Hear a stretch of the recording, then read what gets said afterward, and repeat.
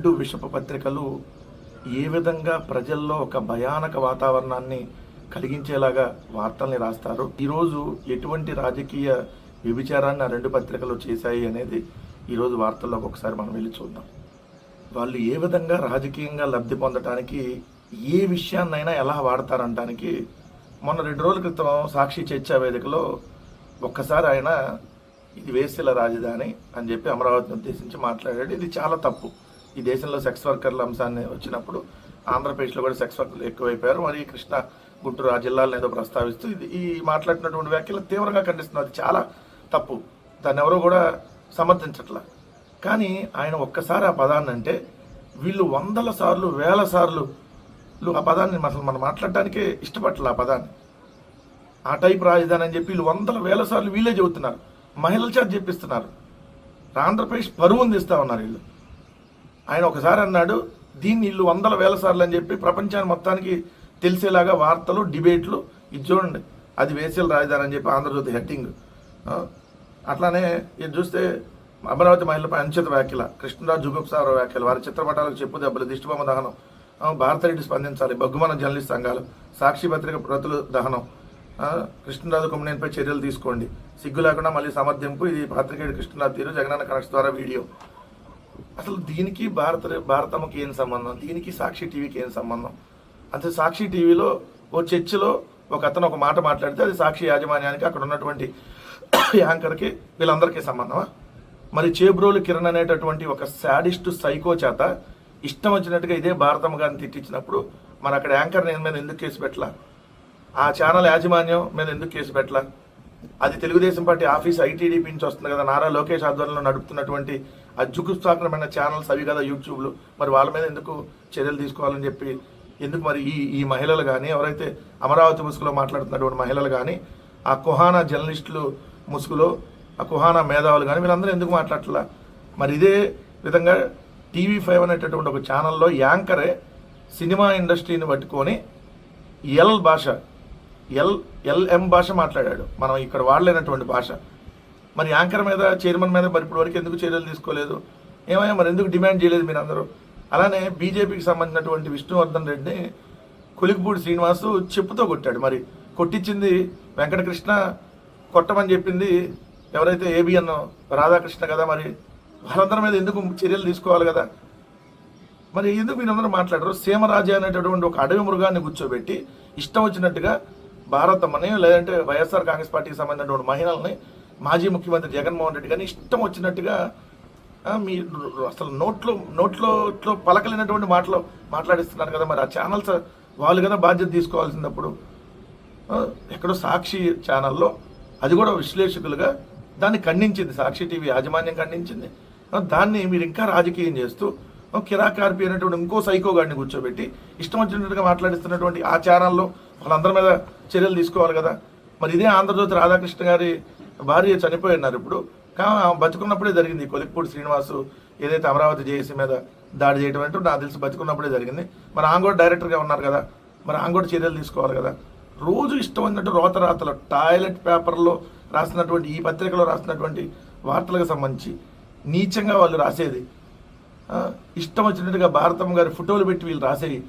మరి ఈ ఛానల్ కదా ఈరోజు నిజంగా రాజకీయ వ్యభిచారం చేస్తుంది. ఈ ఛానల్ కదా పత్రికా వ్యభిచారులు కదా ఈ ఛానల్స్ నడిపేటటువంటి వాళ్ళు. సస్పెండ్ అయినటువంటి జడ్జి రామకృష్ణన్ తీసుకొని వచ్చి ముఖ్యమంత్రి జగన్మోహన్ రెడ్డి గారు తల నరికేస్తానని చెప్పి ప్రసారం చేసినటువంటి ఛానల్లో దాన్ని ఎంకరేజ్ చేసి కనీసం ఖండించకుండా ఎంకరేజ్ చేసినటువంటి యాజమాన్యాలు, మరి వాళ్ళందరూ కదా చర్యలు తీసుకోవాల్సింది. ముఖ్యమంత్రి గారిని పట్టుకొని బోషిడికి అని అన్నటువంటి వ్యక్తి మీద సమర్థిస్తూ 2 రోజులు దీక్షలు చేసి సిగ్గులేని మీ తెలుగుదేశం పార్టీ కడుపుకి అన్నం తిని మాట్లాడట్లా, ఇష్టం వచ్చినట్టుగా రోజు ఇష్టాంతిగా మాట్లాడతా మీరు మళ్ళీ దాన్ని వైఎస్ఆర్ కాంగ్రెస్ పార్టీకి, జగన్మోహన్ రెడ్డి గారికి భారతమ్మ క్షమాపణ చెప్పాలా? మీ బతుకులకు భారతమ్మ గారు క్షమాపణ చెప్పాలా?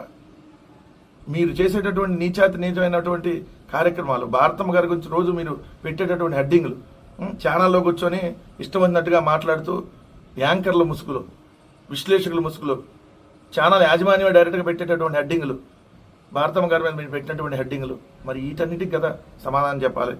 ఇవన్నీ ఇప్పుడు ఈరోజు మరి వీళ్ళందరూ మహిళల గురించి చాలా మాట్లాడుతున్నారు కదా. బాలకృష్ణ గారు మాట్లాడిని ఆడది కనపడితే కడుపైనా చేయాలి, ముద్దైనా పెట్టాలని మాట్లాడిని. ఇదే బండారు సత్యనారాయణ మూర్తి మాట్లాడినటువంటి మాటలు, అయ్యన్న పాత్రుడు మాట్లాడినటువంటి మాటలు, మహిళా హోంమంత్రిని ఉద్దేశించి కిరా కార్పి గారు రోజా గారిని పందికు తిరుమల లడ్డులో కలిపామని మాట్లాడిరెడ్డి శ్వేతా చౌదరి, ఇట్లా ఒకటా రెండా 100 మందిని మీరు శాడిస్టులని సైకోగాల్ని ఇక్కడ తయారు చేసి మళ్ళీ ప్రధానికి వైఎస్ఆర్ కాంగ్రెస్ పార్టీకి లింక్ పెట్టి రాజకీయంగా లబ్ధి పొందాలి. ఎందుకంటే ఈ ఏడాది పాలనలో మీ ఘోర వైఫల్యాలు, అత్యాచారాలు, అరాచకాలు, వీటన్నిటికీ విధ్వంసాలకి కేర్ ఆఫ్ అడ్రస్గా కూటమి ఏడాది పాలన ఉంది. కాబట్టి ఈ కూటమి ఏడాది వైఫల్య పాలన మీద డిస్కషన్ జరగకూడదు, టాపిక్ అంతా డైవర్ట్ చేసి అటు డైవర్ట్ చేయాలి అనేటటువంటి డైవర్షన్ పాలిటిక్స్లో భాగంగా దీన్ని పట్టుకొని ఈరోజు వాళ్ళు చేస్తున్నటువంటి నీచమైనటువంటి జుగుప్సాకరమైనటువంటి రాజకీయం. ఆయన ఒకసారి ఆ మాట అన్నాడు, తప్పు. మీరు 100 సార్లు దాన్ని రిపీట్ చేయడం మీరు కూడా తప్పు. ఆంధ్రప్రదేశ్ రాష్ట్ర పరువును దయచేసి తీయొద్దు. ఎవరైతే అమరావతి ముసుగులోనో లేదంటే ఇంకో ఛానల్స్ ముసుగులోనో చేస్తున్నటువంటి వాళ్ళకి క్లియర్గా చెప్తా ఉన్నా, రాష్ట్ర ప్రజలు కూడా దయచేసి గమనించండి. వీళ్ళు ఏ విధంగా వాడుకుంటారో ఆఖరికి వాళ్ళు తెలుసు. చంద్రబాబు నాయుడు గారు అయితే ఏ విధంగా వాడుకొని లబ్ధి పొందాడో, ఎవరో ఒక వ్యక్తి ఒకసారి అంటే దాన్ని ఆయన 100 సార్లు ఏడ్చినట్టుగా నటించి, సో ఇప్పుడు సేమ్ మళ్ళీ ఇదే రాజకీయానికి తెరలేపారు. 2029 దాకా వీళ్ళు ఇదే నడుపుతారు. చూడండి, ప్రతిరోజు దీని మీదే మాట్లాడతారు. ఇంకేం ప్రజా సమస్య మీద చర్చ ఉండదు.